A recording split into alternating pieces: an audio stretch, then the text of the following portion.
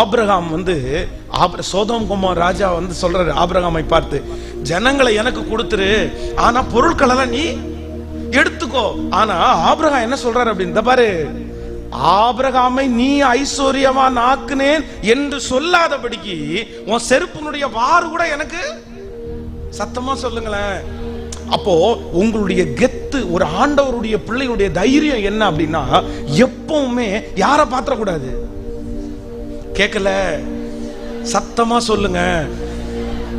சொந்தக்காரங்களை தூக்கி விடுவாங்க, அவங்க என்ன இப்படி பண்ணுவாங்க. நம்ம நிறைய நேரத்தில் நினைப்போம், இவ்வளவு வச்சிருக்கானே கொடுக்க கூடாதா, இத்தனை ஆள் பழக்கமா இருக்குதே, யார்த்தையாவது ஒருத்தட்ட பேசக்கூடாதா, என் பிள்ளைய சேர்த்து விடக்கூடாதா, என் பிள்ளைக்கு உத்தரவாதம் பண்ணக்கூடாதா. நான் சொல்றேன், அவங்க ஏங்க பண்ணணும், அவங்க ஏன் பண்ணணும்?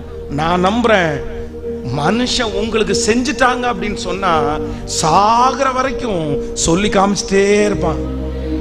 நான் தான் தூக்கி விட்டேன், நான் தான் உயர்த்தி விட்டேன், நான் தான் பண்ணினேன், நான் தான் செஞ்சேன். ஆனா ஆண்டவர் உங்களை தூக்கி விட்டார் அப்படின்னா, நான் சொல்றேன், யாருக்கும் அவர் சொல்ல மாட்டாரு.